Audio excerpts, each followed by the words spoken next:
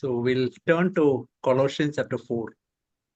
आज जो है हम कुलुस्सियों चौथा अध्याय का अध्ययन करेंगे। If you see Colossians 3:18 onwards, we can see that Paul is referring to wives, husbands, children, fathers, then slaves and masters. तो अगर हम कुलुस्सियों तीसरा अध्याय उसके 18 वचन से देखेंगे तो यहाँ जो है पत्नियों, पति और फिर बच्चे और पिता और आगे जाकर सेवक और स्वामी, इन सब के बारे में बताया गया है। But an interesting thing we can notice regarding wives, husbands, children, and fathers, for each of them there is only one verse exhortation. तो हम देख सकते हैं कि अगर पत्नी के लिए या पति के लिए या बच्चों के लिए या पिता के लिए जो आदेश दिया गया है वो एक ही वचन में दिया गया है। But when we see slaves and masters, there are altogether 5 verses. लेकिन जब हम दास या सेवक या स्वामी के बारे में जो वचन दिया गया है उसके बारे में जो है 5 वचन दिए गए हैं। Now that really is interesting. ये बहुत ही दिलचस्प बात है There is a reason behind it. और इसके लिए एक कारण है। The reason is there is a slave trader named Philemon who was a member in Colossian church. तो ये इसीलिए है क्योंकि जो कुलूसी कलीसिया है वहाँ जो है एक जो दास या सेवकों का जो व्यापारी है वो उनके बीच में था।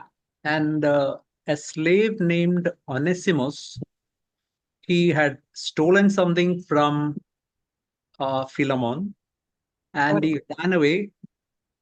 और जो एक सेवक था या जो दास था उसका नाम था ओनेसिमस, और उसने जो व्यापारी है जो दास जो गुलामों का जो व्यापार करता है, इस व्यक्ति से उन्होंने कुछ चुराया था और वो भाग गया था उससे। And Rome in those days is like maybe Mumbai, with a huge population. So he ran away to Rome to hide himself. और जिस प्रकार आज का मुंबई है एक बहुत बड़ा शहर जहाँ बहुत बड़ी जनसंख्या है, वैसे ही रोम भी एक ऐसा बहुत बड़ा शहर था। और जो ओनेसिमस है इस शहर जो रोम है वहाँ वो भाग गया था। But somehow he came into contact with Paul, who was also in Rome, and he was in house arrest. और किसी प्रकार से जो ओनेसिमस है वो प्रेरित पौलुस के संपर्क में आया जो कि घर में बंदी बनाया गया था। And he, through the contact with Apostle Paul, he got converted and he became a wonderful brother. और प्रेरित पौलुस के संपर्क में आने के बाद जो ओनेसिमस है वो एक बहुत अच्छा विश्वासी बन गया। And now Paul is sending him back to Philemon. और अभी जो है वो उसे वापस जो फिलेमोन के पास भेज रहा है। We'll be reading that later in chapter 4, 7, verse 9, etc. So he, yeah. तो इसके बारे में हम बाद में जो आगे जाकर चौथा अध्याय का 7 और 9 वचन में हम इसके बारे में पढ़ेंगे। We can see the same thing in Philemon, verse 1 and 2 also is mentioning about those things. और बाद में हम फिलेमोन के पत्र में भी हम इसके बारे में पढ़ सकते हैं। This letter to Colossians is sent along with Onesimus. ये जो कुलुस्सियों का पत्र है वो ओनेसिमस के हाथ भेजा गया And along with another brother called Tychicus. So these two are carrying this letter to the church in Colossae. और एक दूसरा भाई भी था जिसका नाम टाइकिकस है। उनके साथ, इन दोनों के साथ ये जो पत्र है ये भेजा गया था।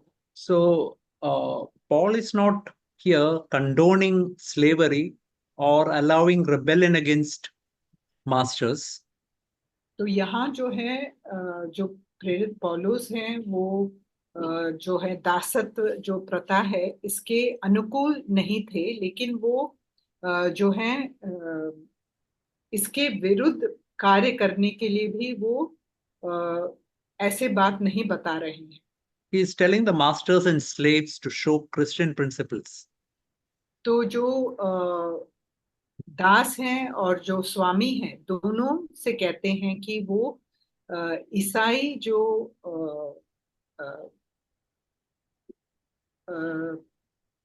प्रिंसिपल्स हैं उसके अनुसार वो कार्य करें। And like that, to change this institution from within. तो इस प्रकार वो अंदरूनी रूप से इस प्रथा को बदल सकते हैं। So he is telling the masters to grant slaves justice and fairness, verse 1, knowing that you too have a master in heaven. तो जिस प्रकार यहाँ पहला वचन में कहा गया है कि दासों के साथ न्याय और ठीक ठीक व्यवहार करें, तो इस प्रकार वो स्वामियों को प्रोत्साहन दे रहे हैं। So this is applicable, say for example, to those who are working under us, maybe as a teacher, students, and as a maybe a senior employee in a factory or somebody, to the subordinates. तो ये उन सब के लिए एक आदेश के रूप में है जो अधिकार में है किसी भी स्थापना में, जैसे कोई जो शिक्षक हो या कोई जो अधिकार के स्थान में किसी भी दफ्तर में कार्य कर रहे हैं। I just want to share with you one incident that has happened in my life, which years ago. मैं एक ऐसी घटना आपके साथ बांटना चाहता हूँ जो मेरे साथ हुआ कई साल पहले। That is, one day when I was teaching, the students somehow disturbed the class. I got very angry. तो ये ऐसा हुआ कि जब एक बार मैं पढ़ा रहा था अपने कक्षा में, तो जो विद्यार्थी हैं उन लोगों ने बहुत जो है वहाँ बहुत आवाज किया, तो मुझे उन पर बहुत गुस्सा आया। See, I told them, recently just before that, there was an exam, and I told them to write the answers which they have written in that to that question paper 20 times and come next week. मैंने उनको ऐसा आदेश दिया कि जो परीक्षा हुई थी कुछ दिन पहले, उस जो प्रश्न पत्र के जो उत्तर हैं उसे वो 20 बार लिखकर वो लेकर आए। See, the exam was for 2 hours. Imagine they have to write it. It amounts to 40 hours.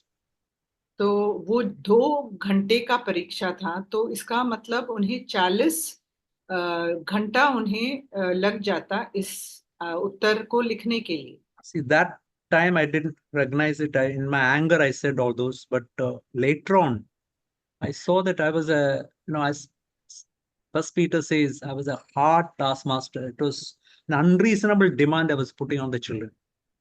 और उस समय तो मुझे ये मेरे ख्याल में नहीं आया, लेकिन बाद में मुझे ऐसा महसूस हुआ कि मैं बहुत ही कठोर रूप से इन बच्चों के साथ मैंने बर्ताव किया है।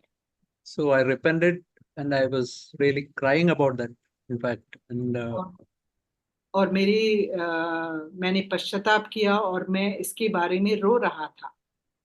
so, of course, the next day I told them just stop writing, nothing, not to do anything. But it was a lesson for me that as is written, we have to give justice and fairness to those who are under us. तो अगले दिन मैंने जाके कहा कि ऐसे करने की जरूरत नहीं है, और इसीलिए जैसे इस वचन में कहा गया है, जो भी हमारे अधीन हैं उनके साथ हमें न्याय और ठीक ठीक व्यवहार करना जरूरी है। See, I just want to show you one verse in Zechariah chapter 7. मैं एक वचन बांटना चाहता हूं जो कि जकरिया के पुस्तक अ, का 7वां अध्याय, The very last verse in that chapter just written this phrase, they made the pleasant land desolate. तो उसके जो अंत में, उस वचन के अंत में जो 7वां अध्याय और उसका 14 वचन, उसके अंत में ऐसे लिखा है, इसी प्रकार से उन्होंने मनोहर देश को उजाड़ दिया। And it's a very interesting passage. If you read chapter 7, it's very instructive passage. तो अगर हम 7वें अध्याय को पढ़ेंगे तो ये हमारे लिए बहुत अच्छा उपदेश दे सकता है But और बहुत ही telling, रोचक। he's telling in verse 9, dispense truth, justice, practice kindness, compassion to each to his brother. और हम 9वें वचन को, 7 के 9वें वचन को पढ़ेंगे तो हम यहाँ देख सकते हैं, ये कहा गया है कि खराई से न्याय चुकाना और एक दूसरे के साथ कृपा और दया से काम करना। Verse 10, do not oppress the widow or the orphan or stranger or poor people. ना तो विधवा पर अंधेर करना, ना अनाथों पर, ना परदेशी पर। And verse 11, their reply was they refused to pay attention. They turned a stubborn shoulder and stopped their ear from hearing. और 11वें वचन में ऐसे कहा गया है, परंतु उन्होंने चित लगाना ना चाहा और हट किया और अपने कानों को बंद कर लिया ताकि सुन ना सके। They made their heart like flint. So what happened was they refused to listen to that word of exhortation from the Lord. और उन्होंने अपने हृदय को पत्थर सा बना लिया। So that is how that pleasant land became desolate. और इस प्रकार वो जो मनोहर देश था वो उजड़ गया। So same thing can happen in our life also when we are not showing justice and fairness and mercy to other people. ऐसे ही हमारे जीवन में हो सकता है जब हम दूसरों के प्रति न्याय और दया और ठीक बर्ताव नहीं करते हैं। Jesus told the Pharisees, you are straining the nut and swallowing the camel. तो प्रभु यीशु ने जो फरीसी हैं उनसे कहा कि तुम जो है ऐसे छोटे छोटे जो कीड़े हैं उनको तो तुम जो छान लेते हो, लेकिन जो ऊंट है उसको जाने देते हो। See, Jesus said that in reference to that they are neglecting the weightier provisions of the law like justice, righteousness, mercy. These things they are neglecting and giving importance to small things in their life. तो प्रभु यीशु ये समझाना चाहते थे लोगों को कि वो जो हैं, जो गंभीर बातें हैं उन पर वो ध्यान नहीं दे रहे हैं, लेकिन छोटे छोटे बातों पर वो ज्यादा जोर दे रहे हैं। Yeah, we can come to verse 2. Devote yourself to prayer, keeping alert in it with an attitude of thankfulness, thanksgiving.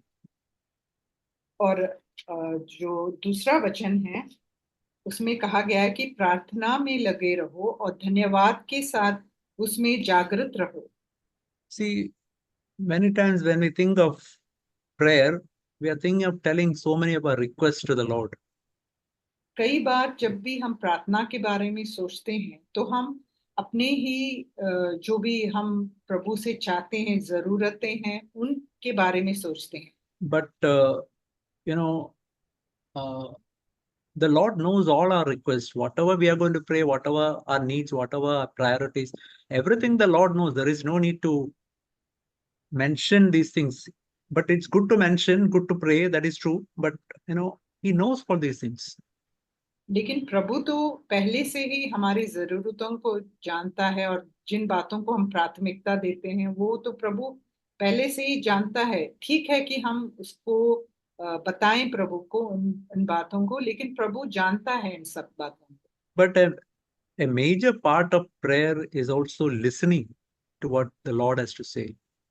और एक बहुत ही जो प्रधान बात जो है प्रार्थना में वो है प्रभु से जो प्रभु बोलना चाहते हैं उसको सुनना। So imagine I'm in conversation with another brother in my house. I'll be talking, he'll also be talking. जब हम दो व्यक्ति एक दूसरे से बातें कर रहे हैं तो मैं बात करूंगा और जो मेरे साथ बैठा है वो भी बातें करेगा. Imagine 15 minutes we are in conversation. All the 15 minutes, if I only talk, not allowing the other person to reply back, I mean, uh, that's stupidity. लेकिन अगर जब हम बातें कर रहे हैं, अगर एक ही व्यक्ति अगर 15 मिनट वो बातें कर रहे हैं और 15 मिनट है वो एक ही व्यक्ति करेगा बात और दूसरे व्यक्ति को बात करने का मौका ही नहीं देंगे तो ये बहुत ही बुरी बात है. But that it can be the thing that we can doing with the Lord, that we just speak out all the different things, not allowing the Lord to speak to us.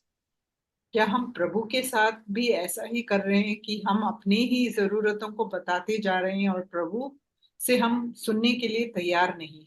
And another important aspect in prayer is also written here, keeping alert in it. In other words, distraction is an extremely problematic thing in our prayer life. और एक और जो गंभीर बात बताई गई है कि हम प्रार्थना में जागृत रहें तो हमारा जो मन है इधर उधर भटकना नहीं चाहिए. हम एक ही तरफ हमें लगा ये रखना चाहिए. Whenever we are distracted, we have to come back immediately to not getting condemned about it, but to come back and continue the conversation with the Lord. तो जब भी हमारा मन प्रभु से भटक जाता है प्रार्थना में तो हमें अपने ऊपर दोष नहीं लगाना चाहिए लेकिन हमें कुछ करना चाहिए कि हम प्रभु के पास वापस आ जाएं. And it's written with an attitude of thanksgiving. और एक धन्यवाद के साथ. See that, if you go through this letter, he's telling about thanksgiving in especially 3 places. Just want to show you that. कुलूसियों के इस पत्र में 3 जगहों में धन्यवाद देने के बारे में बताया गया है. मैं वो उन वचनों को आपको दिखाना चाहता हूँ. Colossians 2:7, the last part says overflowing with gratitude. और कुलूसियों 2 का 7वां वचन उसके अंत में लिखा गया है कि अधिकाधिक धन्यवाद करते रहो. Chapter 3 verse 15, last part again is written, be thankful. और तीसरे अध्याय का 15वें वचन की आखिरी भाग में भी लिखा है कि धन्यवादी बने रहो. See, it is one thing to say thank you to the Lord. It's entirely another thing to have a thankful heart to the Lord. तो प्रभु को धन्यवाद करना एक बात है लेकिन एक ऐसे धन्यवादी दिल के साथ आभारी दिल के साथ रहना दूसरी बात है. So we can say thank you to our husband or wife, but to have a thankful attitude to my wife or husband, that's an entirely different thing. हम धन्यवाद अपने पति या पत्नी से बोल सकते हैं लेकिन एक ऐसा दृष्टिकोण होना कि एक आभारी दृष्टिकोण हमारे दिल में अगर है तो वो एक बहुत ही अलग बात है. Say, for example, when we pray in the church and say thank you to the Lord for different things, we can ask ourselves, is it just on Sunday that I'm just saying thanks, or throughout the week am I having a thankful attitude to the Lord? तो हम अपने आप से ये प्रश्न कर सकते हैं कि जब हम कलीसिया में आते हैं तभी हम धन्यवाद प्रकट करते हैं प्रभु को कि पूरे हफ्ते भर हमारे अंदर एक ऐसा एक भावना है, धन्यवाद की भावना है. See, today when Brother Thomas was praying, he was telling about this technology. I was when he prayed, I was just thinking of it, this Zoom technology. And I'm in Chennai, I could meet with all of you like this. See, that's a tremendous mercy of God.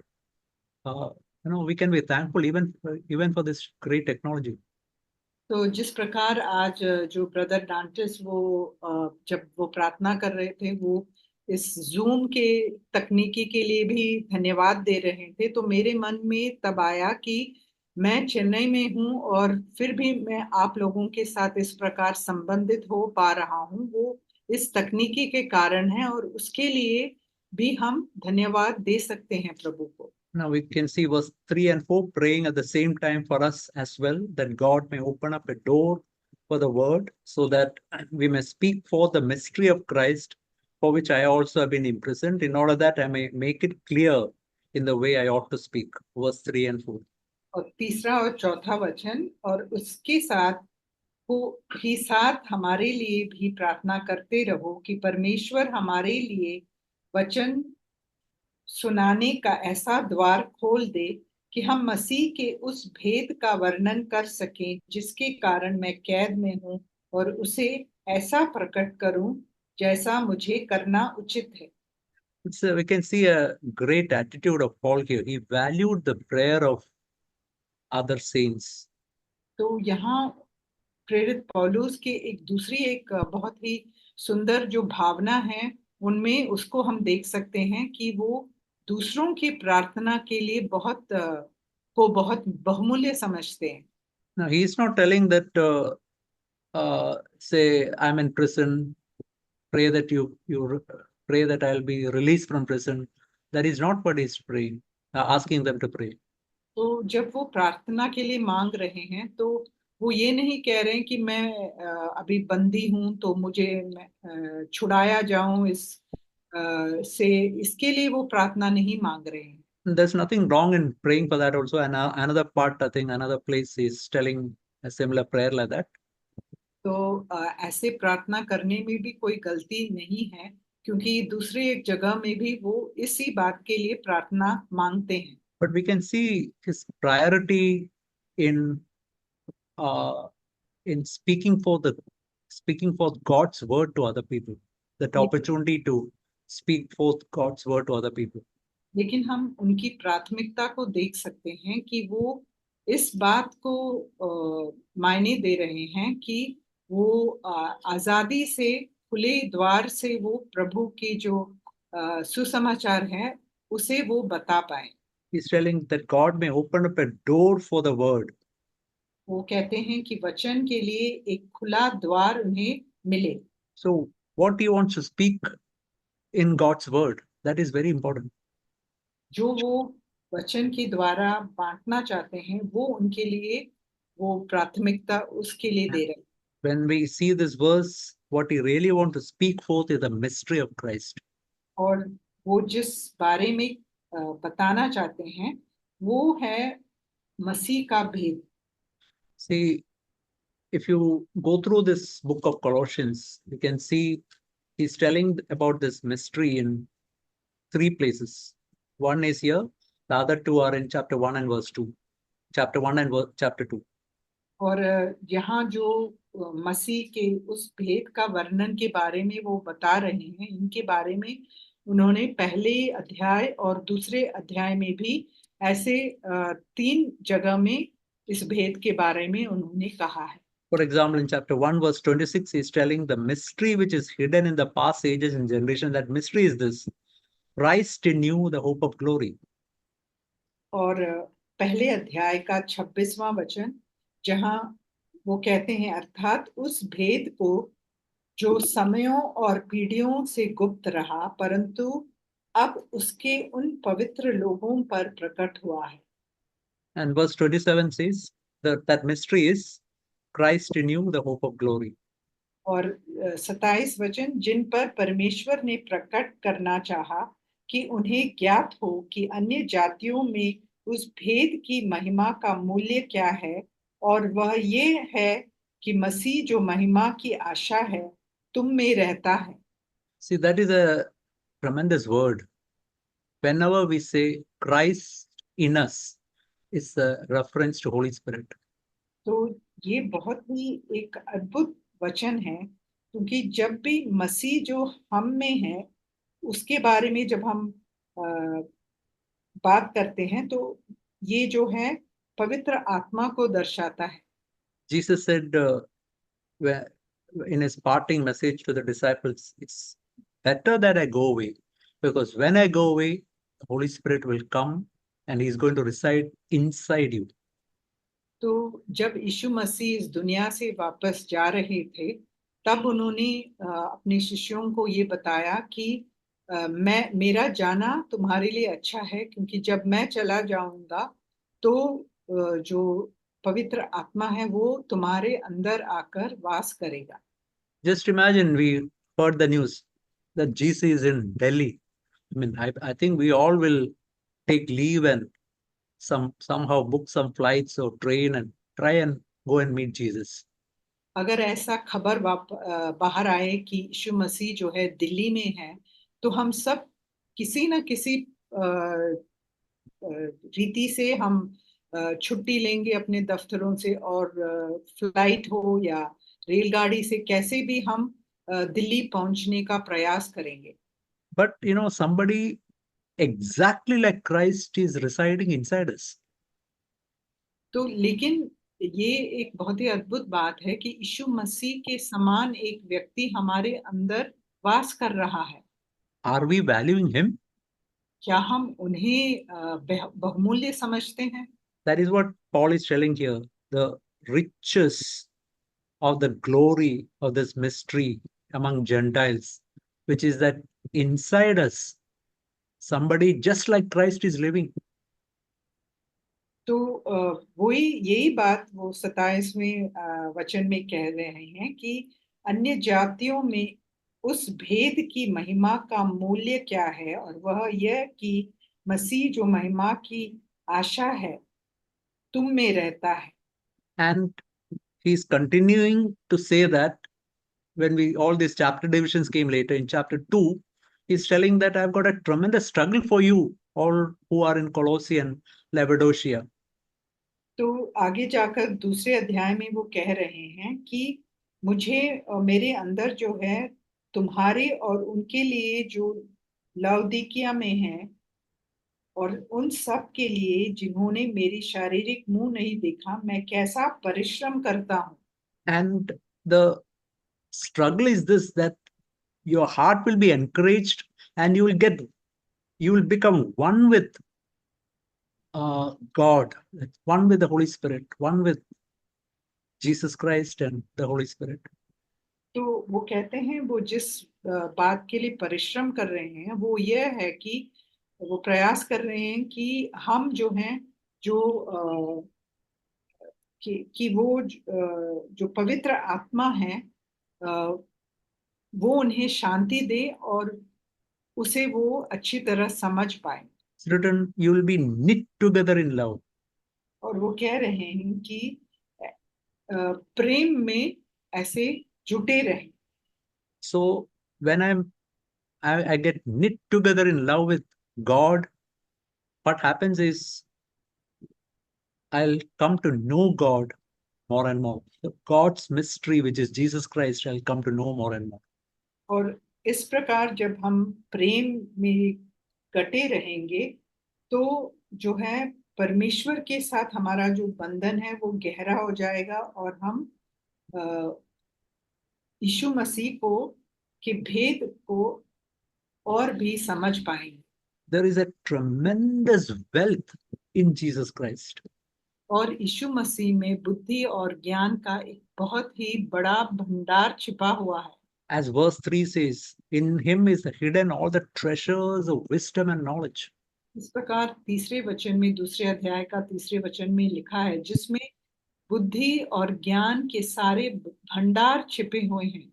Only the Holy Spirit can reveal, as he resides in us, he can reveal this tremendous treasure which is in Jesus Christ.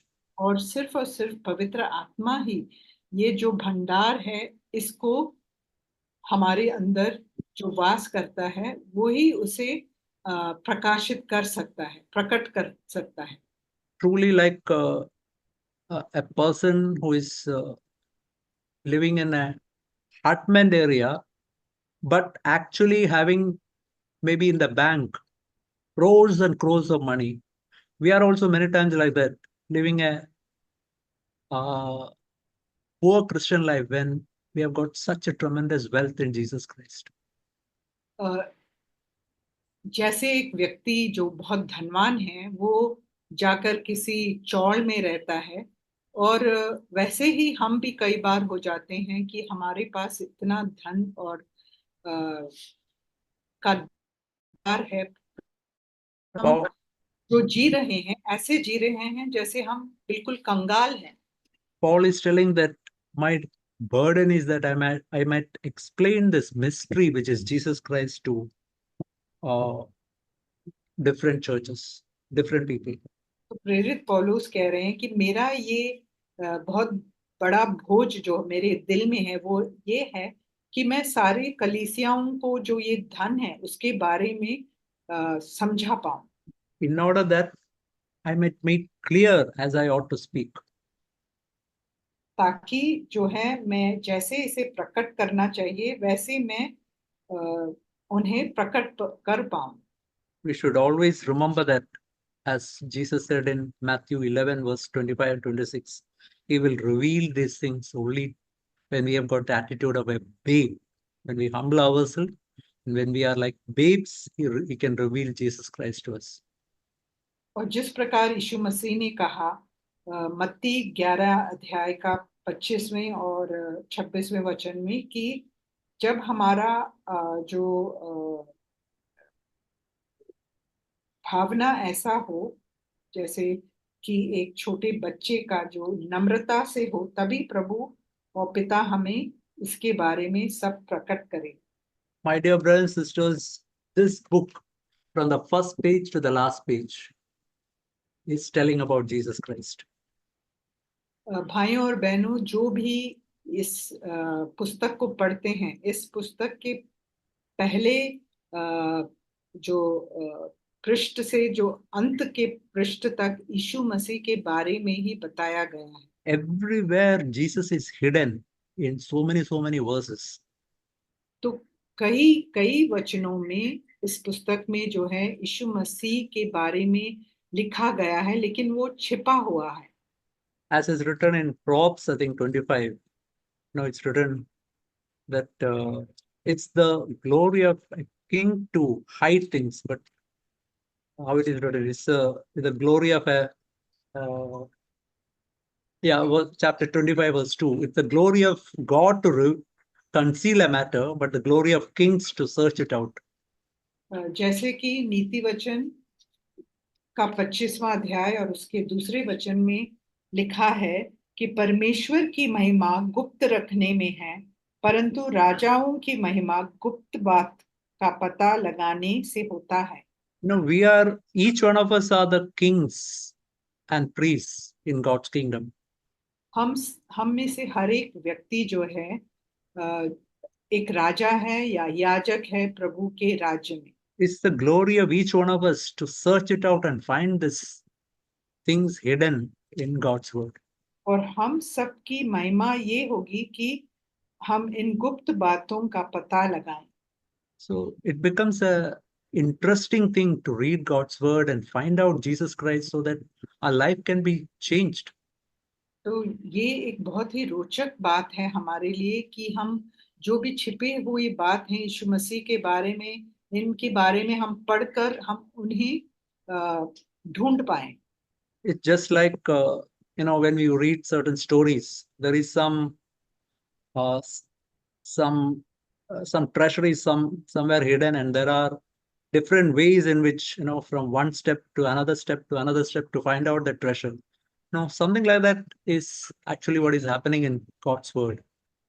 तो ये ऐसा है जैसे कि कोई कहानी है और वहाँ बताया गया है कि कुछ ऐसे जो छिपा हुआ धन है और उसे ढूंढने के लिए कुछ ऐसे बातें या संकेत है उस कहानी में जिसके द्वारा हम उस धन तक पहुंच सकते हैं।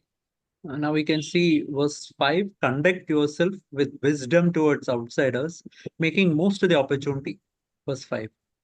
और 5वां वचन अवसर को बहुमूल्य समझकर बाहर वालों के साथ बुद्धिमानी से व्यवहार करो। I believe, making most of the time, and the margin is written, redeeming the time. और यहाँ लिखा गया है कि हम जो अपने समय है उसको बहुमूल्य समझकर उसका उद्धार करें। There's a verse extremely similar to that in Ephesians also, chapter 5. और ऐसा ही एक वचन इफिसियों के पुस्तक में भी है। Verse 15, 16, be careful how you walk, not as unwise men, but as wise, making most of the time, because the days are evil. इफिसियों 5 का 15 और 16, इसीलिए ध्यान से देखो कि कैसी चाल चलते हो, निर्बुद्धियों के समान नहीं पर बुद्धिमानों के समान चलो, अवसर को बहुमूल्य समझो क्योंकि दिन बुरे हैं। Verse 17 also, do not be foolish, but understand the will of God, what the will of God is. और 17वां वचन, इस कारण निर्बुद्धि ना हो पर ध्यान से समझो कि प्रभु की इच्छा क्या है। See, I want to just tell about one thing that we can see in the world, especially in workplace and many, many other places.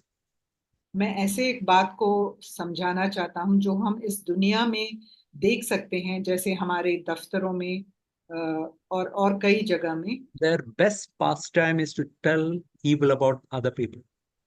तो उनका जो है समय बिताने का सबसे जो अच्छा जिसका वो उपयोग करते हैं वो है दूसरों की बुराई करना।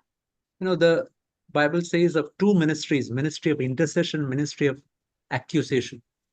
और हम देखते हैं कि वचन में भी ऐसे दो सेवकाई के बारे में कहा गया है। एक है दूसरों के लिए याचना करना, या एक याजक का कार्य करना या दोष लगाने का कार्य करना। Ministry of intercession Jesus does, ministry of accusation is the ministry of Satan. जिस प्रकार जो याजक का कार्य जो यीशु मसीह कर रहे हैं और दोष देने का कार्य शैतान करता है। See, when we are joining with them in telling evil about others, we are actually coming into fellowship with Satan. जब हम दूसरों के साथ मिलकर बुराई करते हैं लोगों का, तो हम जो है शैतान के साथ संबंध में आ रहे हैं कि हम उसके साथ कार्य करें। I remember when I was in Vasai and my workplace was Bandra, I was traveling with a colleague. He used to tell it's almost like 45-minute journey. He used to tell about that person, this person, evil the other person has done for the entire 45 minutes. तो मुझे याद है जब मैं मुंबई में था और वसाई से मुझे बांद्रा तक यात्रा करना पड़ता था, तो कम से कम 45 मिनट लग जाता था। तो मेरे साथ मेरा एक साथी कर्मचारी था जो उस समय में वो पूरा समय दूसरों के बारे में बुराई करता रहता था कि इसने मेरे साथ ऐसे किया, उसने मेरे साथ ऐसे किया, ऐसे वो बुराई करता रहता था। I remember the Lord telling you, leave that, go to another, take another bogey. Like that, began to do that so that I could be free from that. तो प्रभु ने मुझसे ऐसे कहा कि तुम इनसे दूर जाओ। तो फिर मैंने उस बात को माना और मैं एक दूसरे बोगी में मैं यात्रा करने लगा। So that is some way by which we can redeem the time, save ourselves. Not be foolish, but be wise in a conversation, wise in a conduct. तो इस प्रकार हम अपने समय का उद्धार कर सकते हैं और अपने समय का अच्छा सदुपयोग कर सकते हैं। Otherwise, what happens is we are getting into touch and fellowship with devil.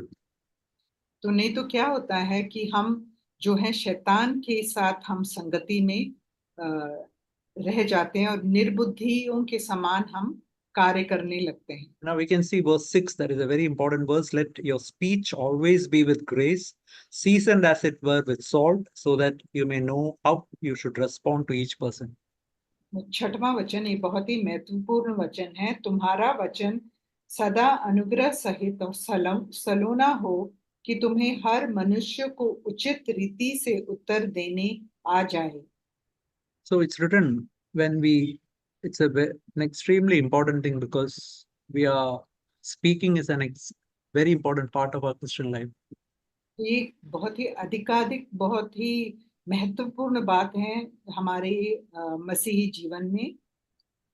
So it's written we have to we can give help and benefit to other people through our speech. तो यहाँ लिखा गया है कि हम दूसरों को मदद दे सकते हैं अपने बातों के द्वारा। And just like, salt is added in a vegetable or curry, which makes it really tasty, that our conversation can be tasty to other people. तो जिस प्रकार हम किसी भी सब्जी या करी में नमक डालते हैं जिसके द्वारा जो है वो स्वाद बढ़ जाता है, वैसे ही हम भी अपने वचनों के द्वारा दूसरों के जीवन में स्वाद ला सकते हैं। So that's a really challenging word to each one of us. ये ऐसा एक वचन है जो हमारे लिए एक बहुत बड़ी चुनौती के रूप में है। We have to really seek the help of the Holy Spirit so that we can develop into a person who is giving such conversation. तो हमें भी पवित्र आत्मा का मदद लेना चाहिए ताकि हम दूसरों के लिए इस प्रकार का एक अनुग्रह बन पाए। Now it's written in Psalm 12. और भजन संहिता 12 में ऐसे लिखा गया है, Here David is crying, Lord, godly people are ceasing and faithful men disappear. The reason is because all through their tongue they speak lies and flattering words and great things and proud things, etc. तो यहाँ 12वें वचन में दाऊद कह रहे हैं, वो पुकार रहे हैं परमेश्वर को और कह रहे हैं, हे परमेश्वर बचा ले, क्योंकि एक भी भक्त नहीं रहा। मनुष्यों में से विश्वास योग्य लोग मर मिटे हैं। प्रत्येक मनुष्य अपने पड़ोसी से झूठी बातें कहता है। वे चापलूसी के ओंठों से दो रंगी बातें करते हैं। But in contrast to that, he's telling the words of the Lord, verse 6, are pure words, as silver tried in a furnace of the earth, refined 7 times. लेकिन उसके विपरीत में 6वें वचन में हम देख सकते हैं कि प्रभु के वचन के बारे में कहा गया है, परमेश्वर का वचन पवित्र है, उस चांदी के समान जो भट्टी में मिट्टी पर ताई गई और 7 बार निर्मल की गई हो। See, just imagine a silver or gold is put into the fire again and again and again, and so purified of the dirt in it. तो हम इस बारे में सोचे जैसे कि चांदी या सोना हो, वो जो है बार बार वो आग में डाला जाता है और वो उसका जो है जो भी गंदगी है वो निकाला जाता है, The वो same साफ way, हो जाता है। imagine our conversation, Lord, that is not at all proper. I should speak better, put back to the fire, and like that. If a conversation speech can improve, that can be a more edifying, more encouraging, more helpful, more tasty, that is a great challenge. We have to seek the Lord for that. तो ऐसे ही हम अपनी बातचीत को भी परखें और हम देखें कि ये तो ठीक नहीं जो मैंने किया बोला है, और उसको बार बार आग में डालकर वो जो पवित्रीकरण उसका हो, और जिसके कारण जो है लोगों को हमारे वचनों से जो अनुग्रह मिले और वो स्वादिष्ट और सुंदर बन जाए। When we are initially born again, we many times speak harsh, rude, hurting words. But as time goes on, as we go on with the Lord, is it becoming, is our speech becoming tastier and more graceful and more helpful? That's a very important question we can ask also. हमें अपनी आप से ये प्रश्न पूछना चाहिए, जब हम नए नए विश्वासी होकर आते हैं तो शायद हमारा वचन जो है कठोर होता है, लेकिन जैसे साल गुजर जाते हैं, क्या हमारा जो वचन है और स्वादिष्ट और निर्मल और दूसरों को प्रोत्साहन देने वाला वचन है, ऐसे हमें परखना चाहिए। Just I want to read this portion in Matthew 12 and close it. Matthew 12:33 says, make the tree good and the fruit is good. Make the tree bad and the fruit is bad. Tree is known by its fruit. और मैं ये कहकर समाप्त करना चाहता हूँ कि मत्ती 12 का 23वां वचन, यदि पेड़ को अच्छा कहो तो उसके फल को भी अच्छा कहो, या पेड़ को निकम्मा कहो तो उसके फल को भी निकम्मा कहो, क्योंकि पेड़ अपने फल ही से पहचाना जाता है। It's a very interesting verse. There, just think of a tree which is bearing poisonous fruit. Can you make it into an apple tree or a mango tree? That's impossible.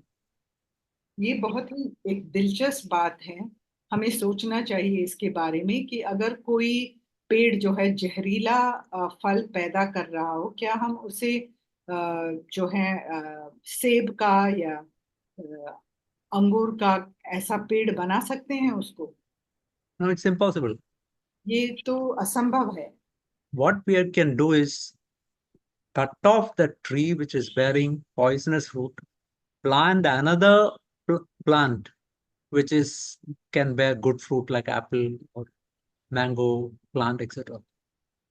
तो हम एक ही चीज कर सकते हैं कि हम जो जहरीला फल पैदा कर रहा है उस वृक्ष को हम काट डालें और उसके जगह में एक दूसरा पेड़ लगाएं जो कि सेब या जो आम का पेड़ हो।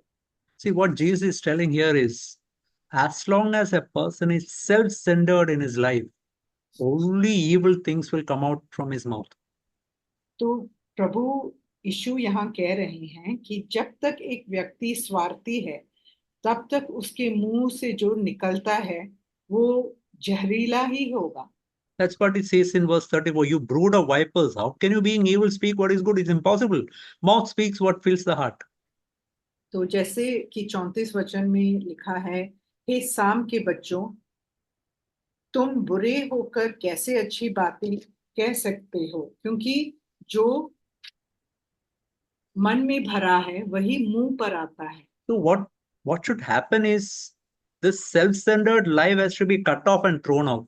And there should be a Christ-centered life.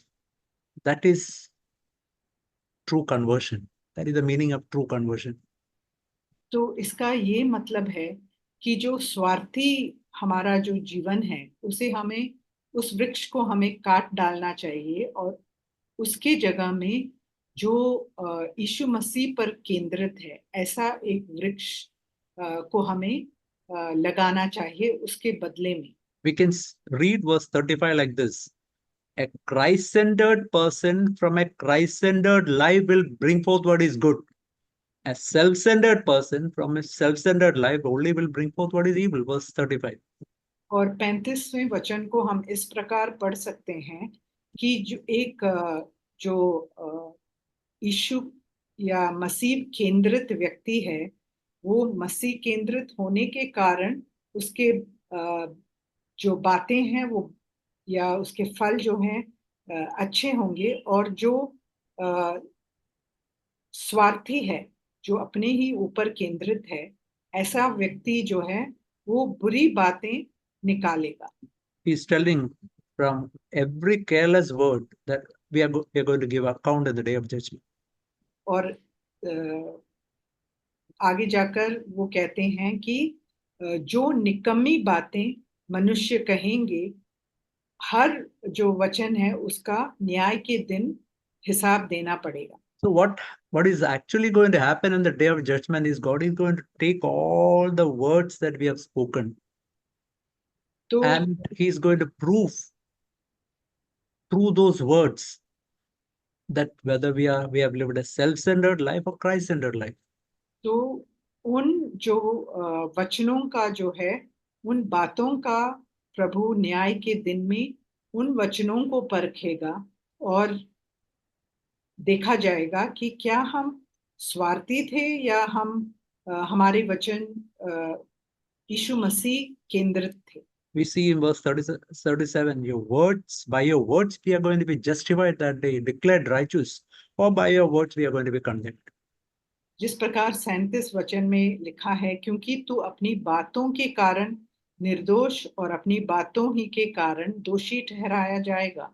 So what the best thing we can do today is to really repent and say, Lord, I want to really have a Christ-centered life.